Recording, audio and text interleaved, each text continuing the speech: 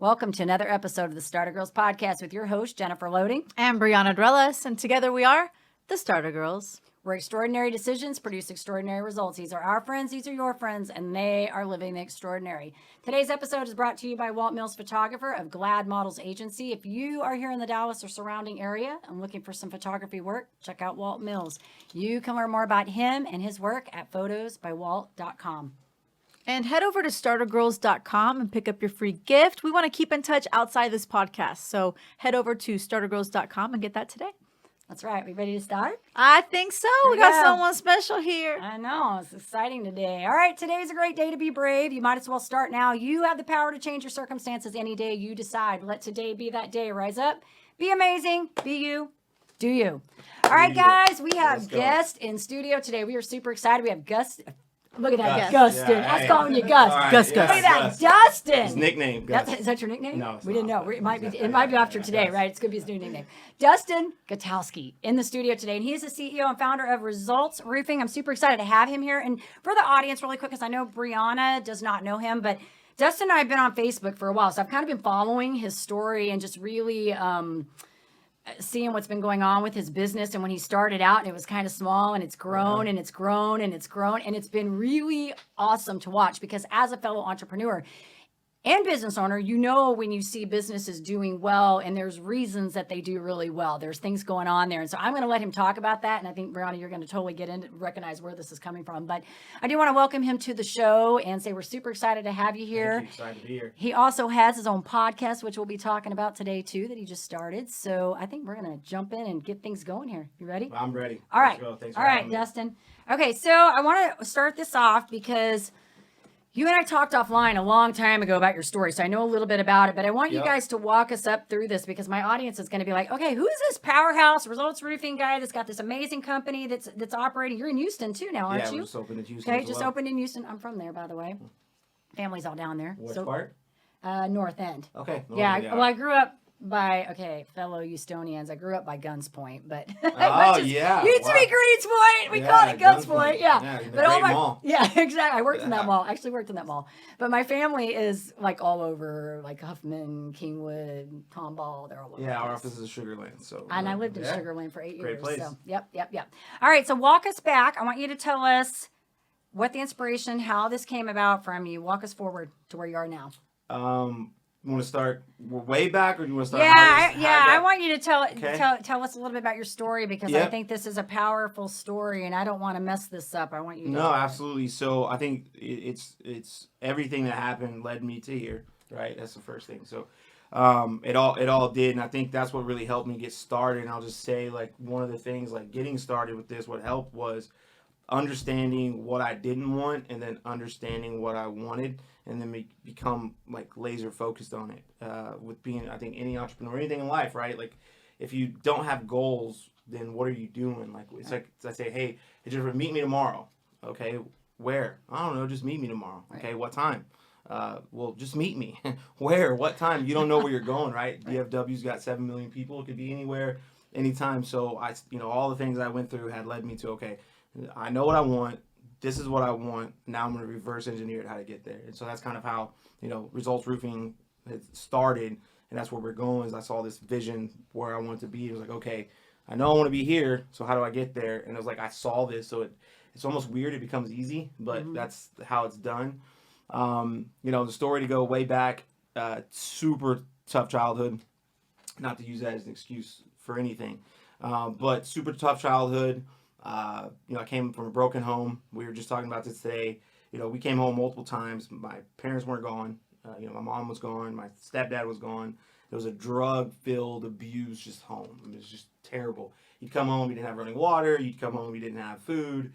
You went to bed hungry multiple times. And we're talking like young kids, 7, 8, 9, 10 years old. You'd come home, you're like, hey, where's mom, right? Like, where's stepdad? But it was almost like a good thing, because when they were home, it was like, drugs, or, I remember, stepdad beat the living crap out of your mom. Like, is mom going to be alive? Like, it was real stuff that you saw. And at the time, it was just a normal childhood, right? Like, going to bed hungry, or not having water, or whatever the case may be. So, it was tough. I didn't know any different, right? So at the time, it was like, yeah, you don't know about your friends not doing those things, but you don't really know any different. You're like, hey, this is normal life. So at the age of 14, I decided that I just didn't want to be there anymore. So I literally left and was homeless. Uh, and when I say homeless, I wasn't living on the street. I guess you could say that, but there wasn't. I bounced around from kind of couch to couch, friend to friend. I'd stay at a friend's house for a couple nights, at another friend's house for the weekend. I just learned how to, I guess almost like you learn how to be an entrepreneur at those times because you're selling yourself to stay at someone's house. You're selling yourself to have clothes. Right. It was crazy. Like, how could I have my stuff at this person's house or forget something over there or manage to leave 2 or 3? It was crazy. But one night was like really, I remember for the rest of my life was I was at and I think this was like really like, oh man, this is real. Was I was at a friend's house. It was like 10:30. It was on a school night, and I was like, oh, I'm gonna stay here.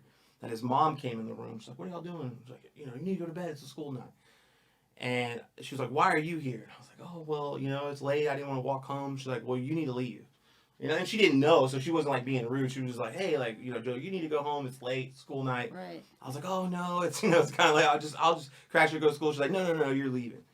I was like, oh my God, like I'm leaving. And so I was like, where am I gonna go? And I was like, I gotta go to school tomorrow. I was like, I really had no idea where I was gonna go. And so I literally slept on a park bench that night. And it was crazy because I was 14. I was scared to death. You say, oh, I wasn't scared. Like, I was so scared. I was scared to death. I was sleeping on a park bench. And I just remember it being dark. I remember being hungry. I just remember sleeping in this park, like on a bench. And I was like, oh, wow, this is real. Like, and I just remember I was like, I don't want to be like this. Like, I don't want this to be my life. And it's not like you just change and it's over, but it's like, okay, I don't want this to be my life. And I think, that was part of the thing that really made me realize. And then, I lived with one friend for, a summer, and then another friend I lived for my junior year, and then one for like my senior year. So, I had these people that helped me along the way. So it wasn't like I said, I was just living on the street, but, living with your friend in high school, it sounds cool and you got to go do whatever you want, but it wasn't. You you want your mom, you want your dad, Right. You want those things, and you don't have it. You just, and there's no like, hey, I'm hungry, can you go buy me food? And again, luckily a lot of those people helped me along the way, whether it be food, clothes, I had that support at times. But yeah, it was tough. And then probably the worst thing about all that was you don't have anyone teaching you how to live your life. There's Right. no structure. There's no guidance. There's no nothing. You don't have any like, hey, this is the way you should do it. And I don't think you really realize it, but it does have an effect on your life as you get older because you don't know, quote unquote, right or wrong, or you don't know the correct way to make a decision. So as you get 19, 20, 21, 25, 30, you're still making decisions almost like you were a child, and you're kind of learning these things on the fly. And it gets really tough. Wow. It's a crazy story. So when we come to this roofing thing, I want to fast forward. What do you feel like, or maybe we paddle back and say, what was just that defining moment? I mean, where was that change? Because you said this bench, like you said, you recognize, hey, I don't want to live like this forever. And I think we all have those moments where we go, something has to change, but you're still 14 at that time. So you had to go obviously work your way up to this. Was there another defining moment that says, hey, I'm going to do this business. I'm going to change this? Like, yeah, so there was a couple moments, right? I think what is like recognizing those moments. I don't think there's people are like, oh, this happens, that. Right. What it does is there's decisions shape your destiny, right? And every decision you make has an effect on your life in some shape or form. It truly does, right? And so the first one was obviously meeting my wife. Was I knew I loved my wife the day I met her. I knew I wanted to be with her forever. But I didn't really know how to act or show love, right? It was a real thing. I didn't know it wasn't a truth. So there was a learning process there. And I'll say one of the moments that changed my life was when I saw my wife holding my son. It was like an emotional breakdown. I felt all this pain leave my body. And I knew that no matter what, I was going to do whatever I could to take care of them too. Just didn't matter. It was like, I remember the day, like, this is crazy. And I know, so, and this is not to get too crazy, but this, the nurse, when she was in labor, she was like, oh, don't worry, the guy's normally here. I was like, look, can you just grab him? I was trying to get my son out. So she's like, I've never had a guy like this close in labor, but I was like, that's my kid. I want him. Sure. And we had to have an emergency C-section. So I went from, oh, we're going to have a baby, this is a joyful thing, to they were like, hey, we got to grab you. Your wife's heart rate's dropping. Your kid's heart rate's dropping. Don't be alarmed. What do you mean don't be alarmed? Yeah, Sure. be alarmed, right? And they're like, well, the baby's going to come. So I walk in this room, and as I walk in this room, my wife's C-section. So I walked in the wrong side, and everything's out. And Yeah. and I'm just looking, and I'm like, oh my God. So I run over to my wife, like, you okay? She's like, I can't feel anything. Yeah, you know. I'm like, what? Are you sure? Thank goodness for that, yeah, right? I'm like, and then I just hear I hear my kid screaming, and I just remember, like, that was it. I heard him screaming, I was like, oh my God. And then so I run over to the other side of the room, and they're, like, cleaning him up, and he's screaming. But I see her, and I'm like, okay, where do I go? And they're like, get on the other side. And I'm like, my kid. And I just remember, like, I grabbed my kid, and luckily she was super close to the doctor, because I grabbed the kid, and they were like, you can't. But I just, like, took him over to my wife, and I just remember seeing her hold him, and I was like, I just saw her go through all this. I was like, oh my God, like, this is the greatest thing I've ever seen. I cried for like 45 minutes straight. I saw all this pain. I felt this pain leaving my body. It was like, this is the greatest joy in life. I was like, I'll do anything to make sure that they win in life. Like, it didn't matter. It's like, I think at that moment I realized it wasn't about me anymore, and all that stuff I'd been through in my past, it was irrelevant. It didn't matter. It's in the past. I had the ability to choose to let it affect me or don't, and I just wasn't gonna let it affect me. And I was like, this is it. And so that was one. That was, But then again, you don't just snap out of where you're at or get you where you want to be. I had a lot of success in the fitness industry. I ran 30 plus gyms at a time. I had a really successful career throughout there. But I always thought it was what I wanted to be. I was, fitness is my passion. And I think we're told this cliche of, you got to follow your passion. And I think it's just, BS. I think let your passion follow you, right?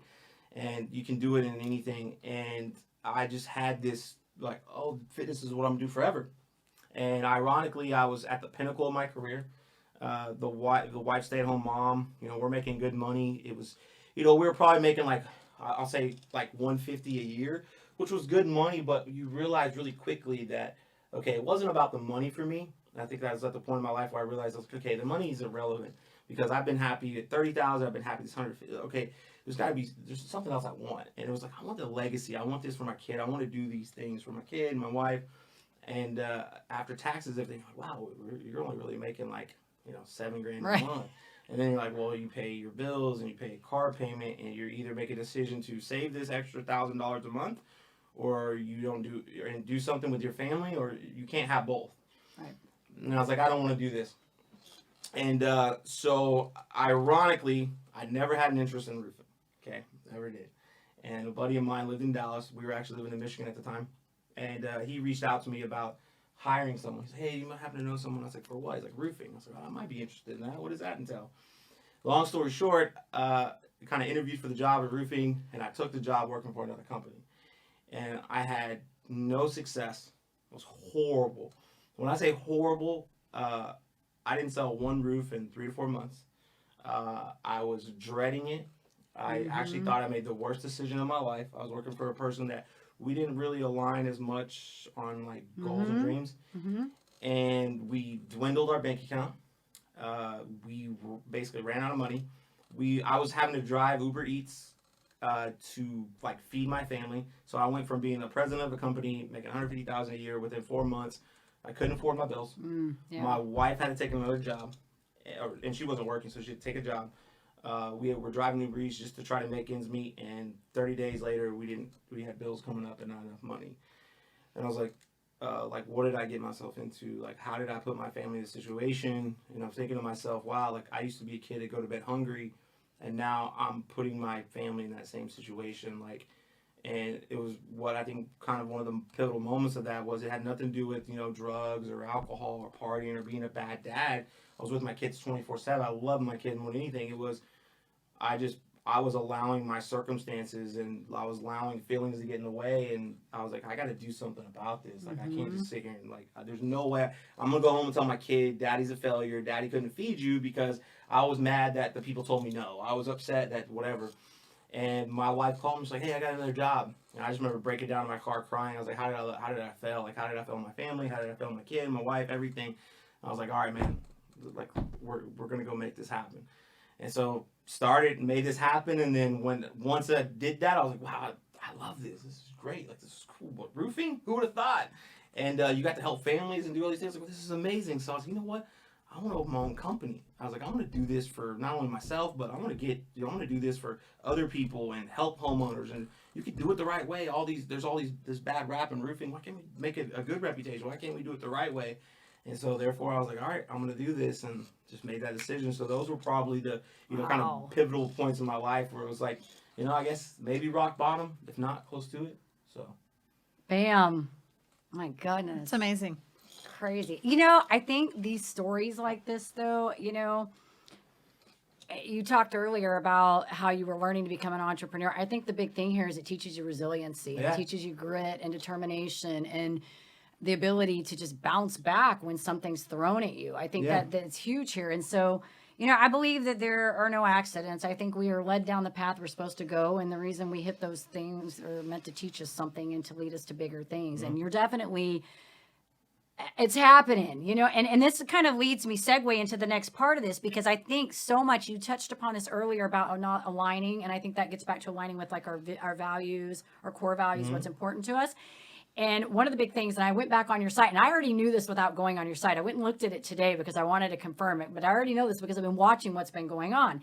And I think the big thing that sets companies apart is the whole experience of being relational versus transactional. Yep. And I talk about this. I've trained on it with people, that when people go in there and they're looking for the, the pennies, nothing happens, right? When they're in there doing that. And I think when I look at your company, because a lot of what I did in the culture in the company that I was with, it was about relationship. And so I'm very familiar with that.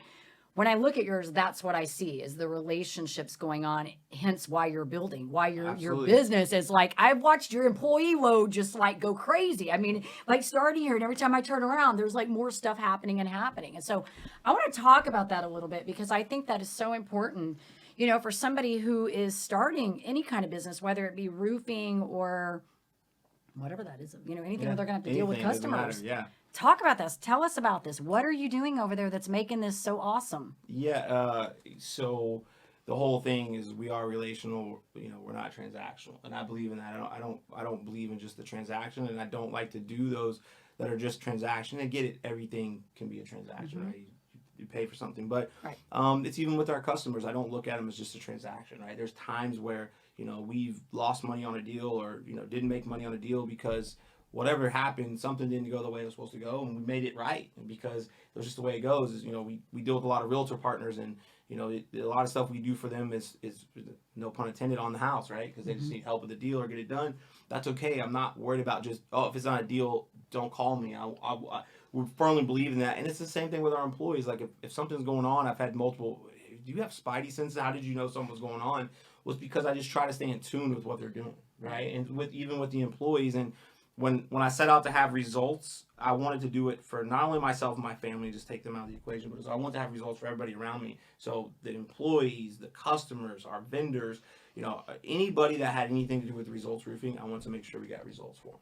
And so that was why the name was Results. It's like, and results is not money. It was results in life, results in winning, just anything we could to get them results. That was what we did. And so it's what I believe in. And I think it's like most people I think start a business because I think it's cool to be an entrepreneur. Like, I'm going to put CEO on my bio or be an entrepreneur. And it is okay to be the fifth best guy at Results Roofing. It's okay to be the fifth best guy anywhere, because some people aren't cut out for being an entrepreneur, because it takes everything you have. It takes all your time, effort, and energy. It takes all your attitude. It takes everything you got, and there's still no guarantee you're going to win. There's still zero guarantee. You could do everything 24/7 and still lose. Right. And so it's not everybody's cut out to be an entrepreneur. So I think I had a self-audit who I was and where I wanted to be, and willing to dedicate that. But I realized I was dedicating that already, but just to other people. So to me, it was a really easy transition to be like, okay, well, I'm already I've done this, but for other companies, this is easy. I'm doing it for myself. And ironically, for me, a lot of the conversation with people is, oh, being an entrepreneur is harder. To me, it was like 100 times easier. It became super easy for me. That's staying humble, because I believed in what I'm doing and I believe in what I do. So it makes it easy for me. Mm-hmm. That's amazing. Have you read the book, The 7 Habits of the Highly Effective by Stephen Covey? No, so ironically. He has a whole section on the win-win and synergies. I was talking about this the other day, about self-auditing who you really are. And I used to always say, oh, I love to read. And I'm pretty sure I own the book, but I've never read it because I actually hate reading. Maybe you can get it on audio. You should. Well, He talks about win-win in there. That's a lot of what you're doing. Really? Like, you just talked about it. Yeah, it's a lot of what makes I'll have to. things effective. I'll do YouTube and I'll watch like I realize my attention span is very short, and I has to catch it. So I'm like I try to read. I'm like I'm out on that. I've had to work on that. I get it. I joked about how I used to, if it wasn't on TV, I wasn't gonna touch it. It's tough, but you got to understand that. So it's like and that goes back to being entrepreneurs, understanding some people read, some people watch videos, some people listen. So you've got to be able to hit your audience with everything, because if you were to post a long status for me, I'm not gonna read it. Right. Well, they have it on video and YouTube, so and Yeah. it's like a modified version. It goes over it very briefly, but you're going to see I'm that gonna- they talk about the okay. win-win in there. You have About to send it to me. And I will. it's like really good. Yeah. It's like good stuff. Well, and it's also it's kind of like flexing a muscle too, because it's like reading. I mean, you don't write for a year and all of a sudden you want to write a blog or write, a book, and you're like, oh, and then all of a sudden you start getting in your flow and like You just go. go. And same thing with reading, because I'm with you. Like, I'm not a huge reader, which is really funny. My whole family knows I'm not a reader, but I've written 2 books. That's awesome. Yeah. But still, I'm reading a lot more now, but I also love audiobooks. So because I love podcasts, and so I will go for my walks and I'll listen to my audiobooks. But I found that when I'm practicing reading, like, it's definitely easier. Like, it's like, again, it's like flexing that muscle. No, I get it. I guess it was just because I didn't retain a lot of it. Now I will say, there's been times where I've read like a chapter and I'll retain it. If something I retain, I stop reading.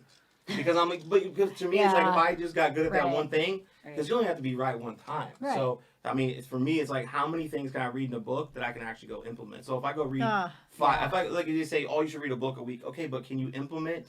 Let's just I'm say not you reading read a book a week, just so you know. Let's say I have heard that, though. I have heard it too. Yeah, let's say I've a heard month. that. Yeah. So if you read a book in a month, can you implement No. all those things in a book in 1 month? No. It's a lot. It's too It's much. a lot. So I try to get one thing. I'm like, okay, just go all in with that. If I can go Let's all go in. on. You know what I love have it. to do with that? Because, having come from the background that I was in, I would go to these events all the time, like multiple times a year. And it would be the same thing. You go in and it'd be like 3-4 days of pounding information in my head. And I am the type of person, I'm taking one thing. I'm going to take one thing. And once I get the one thing, nothing else is going in. Like, it Exactly. just shuts down. Yep. But I just learned that even when I read, that's kind of what I do. I just read and I'm like, if I get 10%, I get something out of this. That's really, Exactly. even like when my guests come on, we talk about this. Every time a guest comes on the show, I don't remember everything, but I always learn one thing when people leave. I learn one thing, one new thing.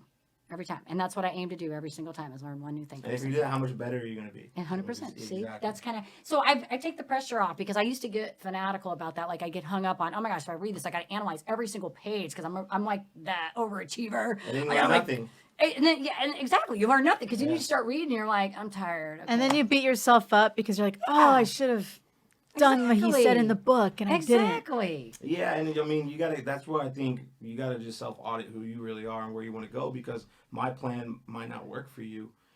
Their plan might not work for me, and that's okay though, right? Like, we're just like, it's like here, we could have 3 different ideas about the same thing. That's okay. We're just 3 different people that have 3 different ideas. Doesn't make one more right than the other. It's just maybe yours is right for you, mine's right for me. 100%. And so that's for me. It's like, I just understand who I am and I understand where I'm going, and I just don't negotiate with that. And I know, but I'm very weird in a way where I'm probably a lot egotistical in that. But I'm so weird that if you put data in front of me that proves me wrong, I will immediately flip myself and go with your idea. That's awesome. I have the ability to change my mind like that. Like, Yeah.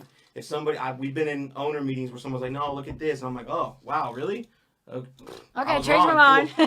Let's do that. And Yeah. I'm okay with it. I'd rather get it right than be right. Right. No, and that's important in business, because that gets Yeah. back to the win-win. It's not about, it's about how does everybody win at this, and We all win when we all win, right? 100%. Well, and I think that's the thing that's setting apart what you're doing here, because I think when you go into the idea, and you've said a lot of different things that I picked up on, but I kind of already knew this from watching you, because Yeah. I've watched enough people do things in business that I think you start recognizing when people are doing things right, things flow freely. They don't have to be, not as much effort's being put in there. It's not to say you're not working hard, but you said it earlier, when your passion follows you, when you're enjoying what you're doing, things tend to flow more freely for you, right? When you're doing things you don't enjoy, it pretty much sucks. And I think even our guest that went out this week, we were talking about, remember being broke, and she says, an entrepreneur, you'd rather be broke than do something you hate doing. 100%. Right? We've all been there. Yeah, We've been there. absolutely. So you said a lot of really good things, and I think the thing with what you've got going on is, your background coming forward, you recognize some areas where, hey, I don't want this to happen. And you're creating that culture in your organization of what you probably didn't get and you want for everybody to have. Yep. You know what I mean? And so I think that's awesome. It's paying off. It's definitely paying off. Yeah, I just said it earlier. It's just, but defining and making people, like, you don't have to be the boss, Right. and you can empower people inside your organization to be leaders, right? Mm-hmm. You don't need to be the owner to be leaders. We just started a new company, and that takes me some out of Results Roofing, but it doesn't. When you empower the people inside your organization, and they have the same. I think we're taught that you have to have a vision in life, and if you don't have a vision, you're wrong. You don't have to have a vision; you just have to follow a vision, right? Like it's kind of like religion. You believe in a religion, whether what religion you were. It wasn't your religion; Right. you just believed in it. It's so different in the business is that you're taught, if I'm not the boss, I'm doing it wrong. If I'm not, it's not my vision or my idea, it's wrong. It's not the case. You can have someone else's idea and go all in with it. That makes it okay. So having people that believe in your vision and run with it, but then in your turn, you have to empower them to be able to go out there and run with it like it's their vision. Then you get total buy-in, and it allows you to frees you up to do other things inside the organization and grow it, etc. That's so good. Which kind of leads us to your podcast. Let's talk about that because I know you started a new company. Yeah. I saw that you're doing. Am I correct? Like dentalist repair too? Yeah, And painless stuff? dent repair. I saw that coming up. So congratulations Thank on you. that. And then you've got this new podcast that you just started. We said about a month Yep. ago. So tell us a little bit about that. What you're doing with that and. Real raw results. We wanted to tell other people's story, right, and get them out there. So we wanted to be able to tell them what they're doing, how they've got there. When I interviewed, call it 10, 15, 20 people, first it was going to be about roofing, and we'll still do some roofing stuff, and roofing's kind of boring, but hey, is as I started talking to people and found out no matter where they were, whether they're entrepreneur, worked for themselves, everybody has some success in life, right? With no matter what, they had like these similar traits, or just whether it was a great childhood, bad childhood, they overcome adversity. They all overcame their own adversity. It wasn't that we were. It doesn't mean that it was worse than mine. Theirs was worse. It didn't matter. It's like to them it was adversity. It was bad for them, and they had to overcome it. And then you just start to notice these traits. And I think what happens is I wanted to share that with people. Like, okay, humanize your industry and who you are, and then basically talk about who you are, where you came from, and then why you do what you do, and then we can talk about what you do. Because I don't think anyone really cares if you're a realtor. Right. I don't think anyone cares if you're a roofer. But if they know why you do what you do, and they know you, then they're more likely to work with you. So it's bring that same value to people that we consider partners, because again, we want to be relational. We don't want to be transactional. So we can help those people, and in turn, does it come back? Maybe it'll come back one day, but for me, I enjoy seeing people get on there and talk about their journey, get excited about their journey. It gets me excited. So Yeah, it's awesome. It's funny that you were saying that too, because I used to tell my team all this time. I would always say, nobody cares what you sell until they know why you do what you do. So tell your 100%. story. They need to know why you're doing what you're doing. Because if you think about it, like we all know realtors, we all know financial people, we know roofers, we know people that do all these different things. And, and I don't know if Brianna gets this. I do. I mean, it's like every other day, my LinkedIn, somebody's pitching me something. And I'm like, you're like the 500, like the 100th financial planner. What sets you apart from so-and-so here and so there? Like, you got to give me something here, And don't even ask me anything. That's what I love those. They're like, hey, you want to buy this? I'm like, wait, what? Yeah, I don't even know you. I don't even know you. Why are you doing what you do? Tell me your story, So no, I agree with you, and I think that's awesome. So where do they find this podcast at? Is it on the regular podcast platforms? So we actually have it on YouTube. Okay. Right now, we just got them uploaded, and so Awesome. yeah. Very cool. That's exciting. Thank you. Exciting. So we kind of touched on this earlier, I guess, the entrepreneur thing. If you were gonna define success, I want to hear what that is, what that means to you. You've said a lot of things that I think have really kind of already touched upon it, but if you were going to sum it up, what would that look like to you? Being a good father. I know it may be cliche, but the ironic thing for me is all this is kind of a byproduct of being a good father, being a good husband. My family is everything to me. It's the only thing in the world that could really distract me from this. Everything else, no. So that's success for me is being a good father and being a good husband. when my sons say they're proud of me or my wife does, that's really what matters. Nothing else really matters to me. So for me, that's what success was, and that's what I set out to be. And so I guess just making them happy, making them proud of me, and everything else is. And so that's just for me, though, right? Now, success in a business is, it kind of maybe it transitions there, but success in a business is not about the revenue. It's not about the money. It's kind of funny. We don't even have like revenue targets, and I know that probably drives people crazy. We have financial guys that do all these performers for us, and we exceed them because we focus on people. I really try to focus, and I guess it could maybe go into being a good father, is creating a legacy for everybody around us. When, you know, you got 10 people making the most money they've ever made, and they're changing their lives, and we have these guys with great stories, and, you know, they're living out their dreams, and they're, hey, I got the car I wanted to get, or the house I wanted to get. I was able to do this for my wife. I was able to do this, or make other people, you know, partners in the new companies. Those are what is success to me in business, is being able to do those things for other people. I love that, and seeing how many people I can impact is really, you know, impact over income. And so being able to see that is what is success to me. Now, there's people that are close to me that I look for advice, and they are motivated by money. Sure. And they're super successful. Sure. And it's amazing to me, and I love that, because what I love about it is they can do it their way, and I can do it my way, and yet we're both, I would say, having the same kind of success. And because he knows he's money motivated, right. But I think it's an integrity thing. He would never screw anybody over for money, right? Like, so it goes back to being motivated by money is not a bad thing. It's just, what are your intentions with the money, right? His intentions are, I want the money to build a legacy. And mine is, I want the legacy first, but I need the money to build a legacy. But it's kind of funny. That's the thing I run into. The legacy, I need the money to build the legacy. It's tough. You need it. It's a real thing. I tend to follow the vision. I tend to be that way. I'm like, forget the money. Let's just go have fun, and we do what we're doing and have fun in the process. The money will show up. Yeah. You have to have it, though. You can't do what you want to do without the money. You can't open new businesses, take people out. You can't. Right. You got to have the money. And so it is, though. It's a real thing. Yeah, no, and we are all motivated by different things, and I think that's what makes it great. It's great when you have a team, too, because I think that, they can bring in different aspects that, you know, if you've got somebody like Brianna and I talk, we have different things, our gift sets that, you know, and whereas I'm big picture thinker, I can see like the vision, like where, like I get excited just hearing your story. I'm excited right now. I get excited hearing people have success. Like I was at lunch today with my friend Sarah, and she's talking about her big vision. I'm like, girl, you're giving me chills. I'm just listening to it. We didn't even get to the money part. Yeah, you love it. I love seeing people win. It's cool. So, and then we have to have, you know, the strategy. And like Brianna's really good at strategy and can see like the reverse engineer, like how are we going to roll this out? I'm like, girl, you figure that part out. I'm just excited about where we're headed. Gonna go. And then you got to do it. Yeah, exactly. You got to execute. And take action, right? Yeah, you got to do it, because none of that every day.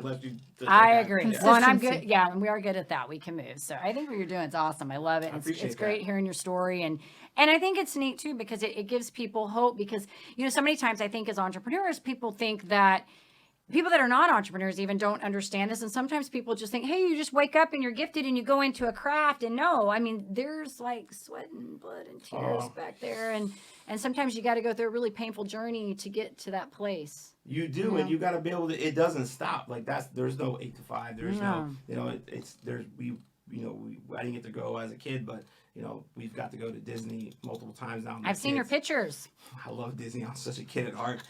But when you're at Disney and you get a phone call, you get an important phone call from a client, an employee, you know, they don't care if you're at Disney, and rightfully so. And so as an entrepreneur, you can pass the buck. You can, you know, not answer it, not respond, and then though you don't think it has an effect, but it does. Right. And when you're available and you're there for your people, so as an entrepreneur, if you want to be successful, you have to do those things. And there's things you cut off. Like I've had to give up so much of my free time and personal time and other things, because if I don't work out at 5:30 or 6 a.m., I don't work out. Time. If I can't go to happy hour with the homies, rarely do I get to do lunches with friends, or, you know, night out with friends, or I don't have hobbies anymore. There's things that I used to do that I don't anymore, because it's either, if I do this, it takes away from my wife and kids, or it takes away from my career. And that's literally what it boils down to. There's no like 3, 4, 5 extra hours in a day. If y'all watch this Netflix show, it literally is affecting my wife and kids or my business. And I just choose that, okay, this is my world and this is my hobby. So I just treat the entrepreneur as a I was going to hobby. say, the Netflix thing is okay, because if you go back and look up the Stephen Covey thing I was talking, that's the quadrant 3. It's unnecessary stuff. You don't need it. I don't need it. Okay. We Yeah. spend way too much. Majority of people spend a lot of time in the quadrant 3, which is the wasteful things, when we need to be doing the 2, which is all the personal development stuff. Yeah, We don't spend time in quadrant 2, but we need quadrant 2. Yeah. Go No, look that. I'm yeah. gonna send y'all guys. I'm gonna Nice. send y'all You those need to send it. boxes. You're gonna be like, oh, no, I know what she's talking. Okay, audience, go check out the quadrants with 7 habits of the highly effective. He talks about the quadrants. It's like amazing I'm because gonna he check it out talks now. about where we are growing. But where we spend a lot of time in 1, which is procrastination, it's putting out fires, it's doing the things that have to be done. We spend a lot of time in 3 and 4. 3, I think 3 is the one where you help people, you're doing stuff for others, and 4 is where you're wasting time. It's one of them, watching TV, doing the unnecessary. 2 is all personal development. It's building you, which is what you need to do all the yeah. things. And it's kind of aligns with what you were talking Exactly. about with self-audit and all of that. And just to figure out like what you look. If you like watching Netflix all freaking day, do it, right? If that's what makes you happy. I'm serious though, but don't complain. Don't and complain. bitch Don't and expect moan. different results. Yeah, Don't Exactly. expect like Different exponential. results. That's It's right. like you're at Yeah. home, watching a TV show at 5:00 in the afternoon, or you're on a Saturday when you could be doing other things. Like, I mean, what people don't realize is that results is a byproduct of some of the work that I did 15 years ago. Because my work ethic was like 7 days a week, almost nonstop. So even when I worked for other people, what people don't realize is that some of this stuff is even people that work for us. My business partner I met 10, 12 years ago. So, and the reason that we're business partners is because I worked 7 days a week under him. I worked holidays. I missed birthday parties. I missed things, even doing it for other people. So it's like but I complained about where I was because I want to be somewhere else. Right. But it's like don't work 2 or 3 days a week. Don't try to better yourself, and then you're like, oh man, poor me. But you're up to date on every season on Netflix. I'm like, how are you complaining about that? Like how does that even make sense to you? You could That's do the so many choice, things. right? Exactly. That's That's the why I choice. won't start series, because I can't finish them. I have got so many of those started. I'll put one on. I'll be like, okay, but if I'm gonna do it, I'm gonna binge it. We're gonna get Yeah, over with because we're I got gonna- things to do. We got to binge it. I It's made got to that be done. mistake twice. Yeah, I don't start them. I made it twice. Dexter and Dexter. when my wife had our son, I actually first son. I was in the fitness industry still, and we were taking over another company, and so we were basically working remotely for 3 months. And so I was kind of almost like not working. It was really strange because everything was almost like now it's virtual. There wasn't a whole lot to do, and so I had never in my life watched a series ever until 4 years ago. And actually, my wife was One Tree Hill. I was like, what stupid show is this? And I watched one episode. And I was like, so we literally watched it from start to finish in like a funny. week, which was like a 7-year show. Yeah. And then I watched one episode of Dexter, and I watched it, and then I was like, never again. So when people are like, have you seen this or Sons of Anarchy? I'm like, nope. No. I won't watch it. I won't do it. Don't 'cause even that's tell gonna me happen. about it. I don't want to know. Yeah, I think the So funny. longest one I finished was Sopranos. I finished every one of those. But you know what? I had binged it on Netflix so that I could get caught up when the final season came out on HBO. And then I was so pissed when it ended because it was a terrible ending. They just did on that one. But I swear I would never finish. Like I would never invest in another series after that one because I was so pissed at the ending. And I was like, I wasted all my time for this. Well, that's what I said. I was like, So I we just leave the don't- house for like 2 weeks. I was like, Yeah, oh my you God. do. You get stuck. That's why I said you got to binge them and get them over because you Yeah. got work to do. You can't spend a lot of time doing those Exactly. things. So That's I'm great. like if I'm going to sit down and I call it, detox. That's my going off the grid detox. Yeah. I'm going to probably put on a cheesy horror flick and I'm going to watch it for like an hour and a half and I'm going to be done with it. It's going to be a butcher show and we're done. Yeah, that's it. I'm You're good. done. That's Yeah. Brianna's over there going, No. I I like get scared. scared. Hey, I get freaked out. I'll watch Oh my God. Seinfeld. I mean, I need to laugh. I give like me something to comedies laugh too. at. I like comedies too. I wanna But laugh. listen, new Halloween's coming out in October. I'm excited. I get scared. I'm like, I'm out. I have nightmares. No, Just thank watching- you. Yeah, No, I'm thank out. you. I'm with I on that. got people that want to see it. Don't worry. I got kids. Yeah. my son's like, there's a new Halloween. Are we gonna go? Yeah. I'm like, yeah, we're going. We're gonna watch it. My 4-year-old told me today that the Halloween store opened, and so he was gonna go get me the Pennywise blow up. And I'm like, you're 4 years Pennywise. old. How you're supposed to be scared of it, and he thinks it's funny. Like he'll Yeah. watch it. I'm like, how is that funny? You're Pennywise. Yeah, come on, man. Yeah. My kid, we're kind of a little weird in our house. But Yeah. I have a, you know what, the story behind that, not to get off topic, but when I was a kid, my dad, we had VHS, VHS. There was back then Blockbuster video stores. My dad would go on Friday night and get like every like he'd come home with like 3 or 4 scary movies on VHS, and we would stay up and have like a sleepover, Yeah, like in the watch living the room with my scary friends movies. and watch scary movies until we would like either freak out and get scared, have covers over, or we'd pass out. And so when I had my kids, I kind of carried that whole tradition on. Yeah. But there's a caveat to that. Remember The Ring? Yeah. Okay, so my daughter Kara, who's now going to be 25, she's always had like really long brown hair. One night in the middle of the night, she came in my room and I was asleep, and she stood over my bed with her hair down. She woke up, she couldn't sleep. So I'm in my bed asleep, and I wake up and I'm like almost had a heart attack, and she's like, "Mom, I can't sleep, Mom."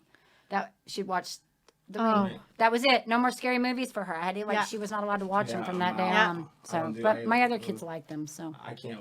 Yeah. No way.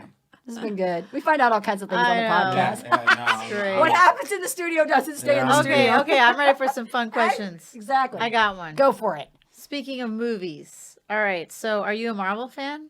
So I am. Yeah. now- How old are your kids? So They're little. 4 and 1. Oh, okay. So- You're not Little there. little It's humans. coming. It's no, coming. It is though. So my son's obsessed with Iron Man, and then with Spider-Man. Spider-Man. Obsessed with it. So yeah, I never watched Iron Man until I had my kid, and now I've watched all of them 500 times. So All the Iron Mans or all the movies? all the Iron Mans, all the Spider-Mans. There's a lot. Now all the Star Wars. My son's. So I never saw Star Wars in my life. Which yes. So by the way, I'll have to show you a video of my business partner builds movie set quality Star Wars life-size Awesome. sets, and so he's building one for my son right now. Wow. Oh my gosh. Never saw Star Wars in my life. Never did. Hmm. And my son became obsessed with Star Wars. That's so fun. Wow. And so that was the trips to Disney. Was we Yeah. had to see Star Wars land, and he freaked out when we had to leave. But yeah, so I have seen most of the Marvels. Yeah. That's Well, awesome. get Brianna's ready. a There's Marvel. more. She's a Marvel You're fan. just jumping into the universe. Yeah. Who's your favorite character from Marvel? Well, who do I have a crush on, or who's Yeah. my favorite I character? guess that's both. I like Thor, but Thor Ragnarok, not the first Thor. So Okay. Thor Ragnarok, he's got short hair and Clean it's, cut. looks good. So I Thor don't know. is. I guess I know the name, but I don't know about that one. I haven't seen it. So Yeah, well, my daughter put me through the whole like evolution of Marvel, like from the beginning to the end in order. So we did all that, and now I'm like a total freak and fan about. And there's the new Spider-Man is coming out, and it's very controversial right now. Oh, here we go. interesting. And I know what Maybe to I see have to it. check it out. I don't know. My kids. Yeah. Some of my kids. We've seen some of them. Yeah. Not many of them. Yeah, we see pretty much all of them. My kids they're funny about their movies. It's a good my time. son likes the sci-fi stuff. My other girls are just like, eh. I don't know. My eldest got hung up on the the Thrones. The Game of Thrones. Ah. shit. They were Really? hung up on that one, and they have all the game pieces to it and everything. Like you go over there, they got all kinds of. Like, we want to buy Christmas stuff, just buy Game Kind of reminds me of Dungeons and Dragons back in the day. Yeah. Like the way that people were kind Yeah. of obsessed with that. Right. Never seen that either. Yeah, I didn't see it, but I know what she's talking about. So very cool. We go through the phases. It's first. Yeah. What toys? Was it toys? Or cars? Sorry, cars. Cars, It yeah. was Cars. Then Toy Story, and then Spider-Man, Iron Man was kind of a big thing. And now that my 1-year-old's getting older, we're back to Toy Story. So now my 4-year-old's obsessed with Toy Story because my 1-year-old. So yeah. Yeah, kids have funny things. We love were it. having this conversation with mine. We're gonna wrap this up. We were having this conversation with mine because mine are older now, and like Kara was hung up on like the Teletubbies and Sailor Moon was like the big thing. And then my son goes and buys this like sticker to put on my car that's like Sailor Moon, and she's like flipping people off, and I'm like. What? First of all, Sailor Moon is like from eons ago because those two are like 8 years apart. And I'm like, dude, no, we ain't putting that on my car. Yeah. Is it still in the car? No, it's not on there. I wouldn't. No, because I drive a Camaro and he's trying to make it his car, so that's why he's buying all these awesome. things on Love there. I'm like, no, we're not putting that. I've already got like one of those Ren. I don't know, was it Ren dips or whatever? It says "Get off my tail" on the back that he's stuck on there. awesome. Like, yeah. Anyways, it's just funny how kids they go through these like They go phases through with their phases. characters Yeah. and. But back then it was like Teletubbies and Barney were like the big thing when my oldest was little. So and then we had Doodle Bops and Dora. And did you remember the Doodle Bops? Oh yeah, No, I They didn't. were a little odd. they were a little odd. I would agree. We actually saw them in concert. Yes, and you go check it out. I have to check You're it gonna- out. I wasn't big on TV. I saw, you know who I saw the Nickelodeon, like really weird with like Which was it? it's like, I don't know. I can't. Is it remember. Gabba Yo Gabba? Yeah, Yo Gabba Gabba. Yo Gabba Gabba. Yo I Gabba don't know Gabba. any of these. Yes. Because our kids are a 'Cause little we're older. old. Yeah, well, I think it's because I didn't have. Yeah. Even, like I didn't have. Yo We're gonna go look. Yeah, you're Gabba gonna go look at that Gabba. now that we tell you about it. Because like Yeah. you know you when I gotta was working research from it. home, like They were every kind day. of fun though. Yeah, there's a lot of crazy cartoons Yeah, that was out a little there. I weird. don't know. I got a lot of the songs stuck in my head because I heard them. You know, like the Backyardigans and the Mickey Mouse Clubhouse. Like I have all Oh, these yeah. little I Einstein. got that too, It's yeah, all Mickey these. Mouse Clubhouse. This is Oh. so great. Okay, we've had too much fun. Oh We didn't my- even get to I finish know. our We need to questions. stop But I this. want to ask you one more fun one before we go. We're going to Yeah. wrap this up. Okay, you're at the grocery store. What's in your cart? Now it used to be good. Yeah, it used to be like good food. Now, It's fast food. yeah, it's steak. Steak is good food. I could eat steak every day if we're in a store. Steak or sushi. So if we're at the grocery store, I like both. steak. Okay, every day. how do you do your steak? Medium. Medium.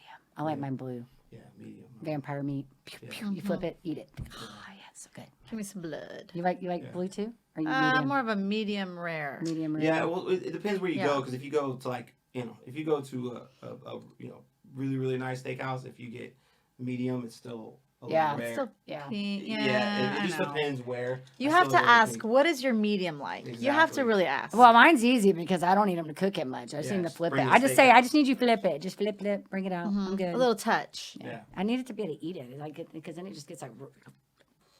I used to eat my steaks cooked. I don't know how I got those in my mouth. Like, how do you chew it? I'd be like, Yeah, You know, no, I yeah. can't. You can't burn steak. No. this has been awesome. All right, Thank you Dustin. so much guys. for coming. Yeah, in. this has you. been Yeah. awesome. Great. you. So, Great meeting if you. our audience wants to come find you, see what you got going on, learn a little bit Yes. more about the company, where do we send them? Results Roofing is the easiest way. You go to Results Roofing, go to resultsroofing.com. All of our social media is Results Roofing. So Facebook, Twitter, Instagram, LinkedIn. It's all Results Roofing. If you want to find me, Dustin Gutkowski, Gutkowski. You can find us. We're on every social media from YouTube to Instagram, LinkedIn. So awesome. Thank you for sharing your story, being Absolutely. open, Thanks for authentic having me. about it. I think that it's awesome, and hopefully our audience can pick up a few awesome things out there. Some of our entrepreneur people.